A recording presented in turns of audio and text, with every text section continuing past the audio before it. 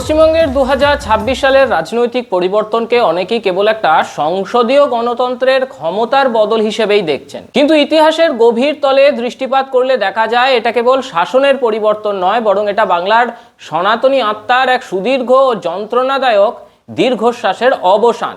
1204 খ্রিস্টাব্দে ইখতিয়ার উদ্দিন বখতিয়ার খিলজির নদিয়া আক্রমণের মাধ্যমে যে অন্ধকারের সূচনা হয়েছিল, 2026 সালের এই ঐতিহাসিক মুহূর্তে তার একটা পূর্ণাঙ্গ পরিসমাপ্তি ঘটল।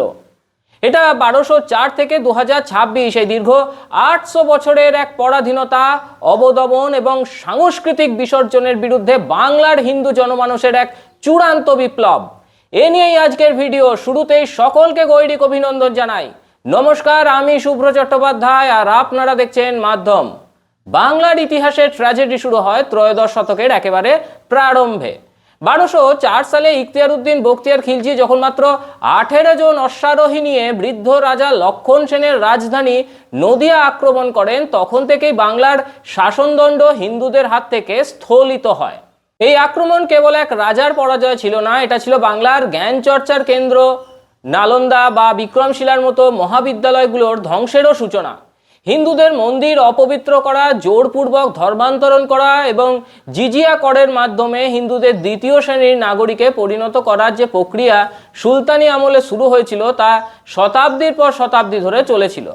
মাঝখানে রাজা গণেশ 1415 থেকে 1418 সাল পর্যন্ত ক্ষণস্থায়ীভাবে হিন্দু শাসন প্রতিষ্ঠার চেষ্টা করলেও প্রবল প্রতিকূলতার ধোপে তা টেকেনি।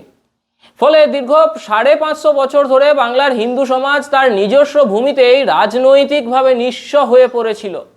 যখন রাজনৈতিক ক্ষমতা হিন্দুদের হাতে ছিল না, তখন শ্রী চৈতন্য মহাপ্রভুর নেতৃত্বে ষোড়শ শতাব্দীতে এক বিশাল সাংস্কৃতিক এবং আধ্যাত্মিক জাগরণ ঘটেছিল।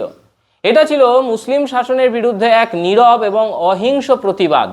নাম সংকীর্তনের মাধ্যমে হিন্দুদের একত্রিত করা এবং কাজী শাসনের রক্তচক্ষু উপেক্ষা করে নগর সংকীর্তন বের করা ছিল বাংলার হিন্দুদের প্রথম আইন অমান্য আন্দোলন।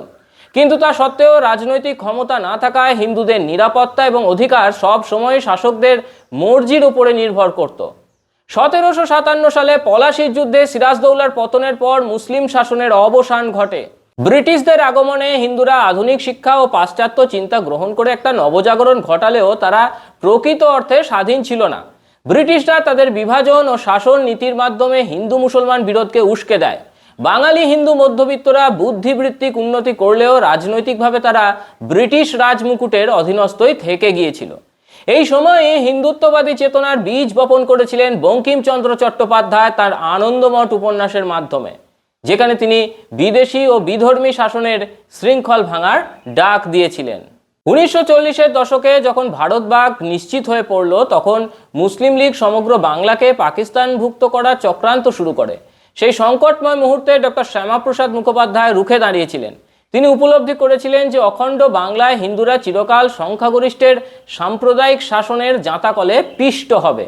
তার ঐকান্তিক প্রচেষ্টা এবং আন্দোলনের ফলেই আজকের এই পশ্চিমবঙ্গ, যা হিন্দুদের হোমল্যান্ড হিসেবে ভারতের অন্তর্ভুক্ত হয়েছিল। সেই সময় শ্যামাপ্রসাদ মুখোপাধ্যায় বলেছিলেন, একটা হিন্দু সংখ্যালঘু প্রদেশ অপেক্ষা একটা হিন্দু সংখ্যাগরিষ্ঠ প্রদেশ অনেক শ্রেয়। আজকের এই বিজেপির শাসন মূলত তাঁরই সেই অপূর্ণ স্বপ্নের সার্থক রূপায়ণ। 1947 সালে পশ্চিমবঙ্গ গঠিত হলেও হিন্দুদের মুক্তি মেলেনি।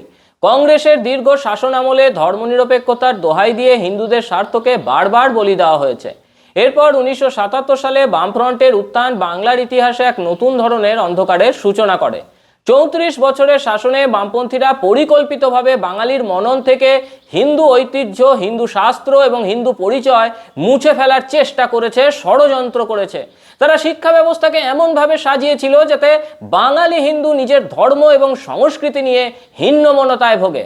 সাংস্কৃতিক মার্ক্সবাদের আড়ালে হিন্দু উৎসবগুলোকে ম্লান করে দেওয়া হয় এবং মরিচঝাপির মতো এলাকায় হিন্দু উদ্বাস্তুদের ওপর চালানো হয় অমানবিক অত্যাচার। হিন্দুদের মেরুদণ্ড ভেঙে দেওয়ার এই প্রক্রিয়াটি ছিল অত্যন্ত সুসংগঠিত। 2011 সালে পরিবর্তনের স্লোগান দিয়ে ক্ষমতায় আসা তৃণমূল কংগ্রেসের 15 বছরের শাসনকাল হিন্দুদের জন্য আরো বেশি বিপজ্জনক হয়ে উঠেছিল। ভোট ব্যাংক রাজনীতির স্বার্থে একপাক্ষিক তোষণনীতি এতটাই নগ্নরূপ ধারণ করেছিল যে হিন্দুদের ধর্মীয় অনুষ্ঠান যেমন দুর্গাপুজো বা সরস্বতী পুজোতেও সরকারি বাধার মুখে পড়তে হয়। খাগড়াগড় বিস্ফোরণ থেকে শুরু করে সন্দেশখালীর নারকীয় অত্যাচার প্রতিটি ক্ষেত্রেই দেখা গিয়েছে হিন্দুরা নিজ ভূখণ্ডে অসুরক্ষিত। সীমান্ত পেরিয়ে আসা অনুপ্রবেশকারীদের প্রশ্রয় দেওয়া এবং সীমান্তবর্তী জেলাগুলোতে ডেমোগ্রাফির পরিবর্তন ঘটানোর মাধ্যমে পশ্চিমবঙ্গকে দ্বিতীয় বাংলাদেশ বানানোর যে অপচেষ্টা চলেছিল তা হিন্দুদের অস্তিত্বের সংকটকেই বাড়িয়ে দিয়েছিল। আর এর সঙ্গে যুক্ত হয়েছিল প্রাতিষ্ঠানিক দুর্নীতি। তৃণমূল সরকারের প্রতিটি কার্যকলাপ হয়ে উঠেছিল দুর্নীতির আখড়া। পুলিশকে বানানো হয়েছিল দলদাস। নারী সুরক্ষায় রাজ্যের পরিস্থিতি তলানিতে ঠেকেছিল। জনগণ এইসব দম বন্ধ করা অবস্থা থেকে পরিত্রাণ চাইছিল। এই দীর্ঘ শোষণ, অবমাননা এবং অত্যাচারের প্রেক্ষাপটে 2026 সালের এই ঐতিহাসিক বিজয়কে বিচার করতে হবে আমাদের। এটা কেবল তৃণমূলের পরাজয় নয়, এটা ইখতিয়ার উদ্দিন বখতিয়ার খিলজি থেকে শুরু করে সিরাজদৌল্লা এবং পরবর্তীতে বাম তৃণমূলের হিন্দু বিদ্বেষী সংস্কৃতির বিনাশ। এই জয়ের তাৎপর্য কি জানেন? এই জয়ের তাৎপর্য হলো হিন্দু ভোট ব্যাংকের বিপুল উত্থান। এই নির্বাচনে জাতি, ধর্ম, বর্ণ নির্বিশেষে হিন্দুরা একজোট হয়ে ভোট দিয়েছে। এটা প্রমাণ করেছে যে বাঙালি হিন্দুরা এখন আর খণ্ডিত নয়, তারা পরিচয় রক্ষায় একেবারে বদ্ধপরিকর। শ্যামাপ্রসাদ মুখোপাধ্যায়ের আদর্শের জয়। যে বাঙালি জননেতা পশ্চিমবঙ্গের স্বপ্ন দেখেছিলেন, তাঁরই প্রতিষ্ঠিত আদর্শের উত্তরসূরিরা আজ বাংলার মসনদে। এটা এক ঐতিহাসিক বৃত্ত পূর্ণ করার মতো। সাংস্কৃতিক মুক্তি।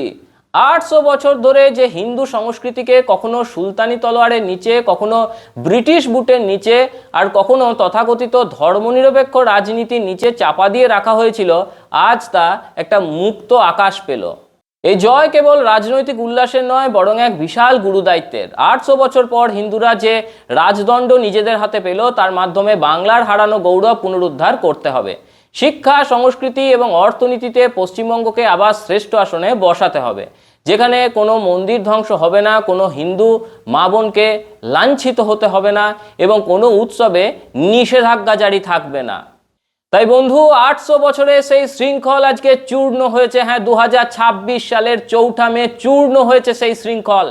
ইখতিয়ার উদ্দিন বখতিয়ার খিলজির নদিয়া জয়ের মাধ্যমে যে অন্ধকারের পর্দা নেমেছিল বাংলার বুকে, 2026 সালে শ্যামাপ্রসাদ মুখোপাধ্যায়ের আদর্শের জয়ে সেই পর্দা চিরতরে অপসারিত হলো।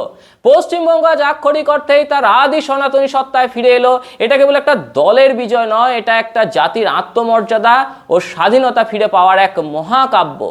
যে অন্ধকার শুরু হয়েছিল 1204 সালে, তার অবসান হলো আজকে। নতুন সূর্যের আলোয় উদ্ভাসিত হোক আমাদের প্রিয় পশ্চিমবঙ্গ। এই ঐতিহাসিক পট পরিবর্তন বাঙালি হিন্দুদের জন্য এক নতুন জন্ম। খিলজি থেকে সিরাজদৌল্লা এবং পরবর্তী সময়ের সমস্ত হিন্দু বিদ্বেষী শাসকদের হাত থেকে মুক্তি পেয়ে পশ্চিমবঙ্গ আজ এক নতুন ভোরের পথে পা বাড়ালো। 800 বছরের দীর্ঘ পরাধীনতার পর এই মাটি আজ তার প্রকৃত সন্তানদের শাসনে ফিরে এলো। এটা গ্লানি মুক্তির উৎসব, এটা পুনর্জাগরণের উৎসব। সকলে ভালো থাকুন। সবাইকে আরও একবার গৈরিক অভিনন্দন।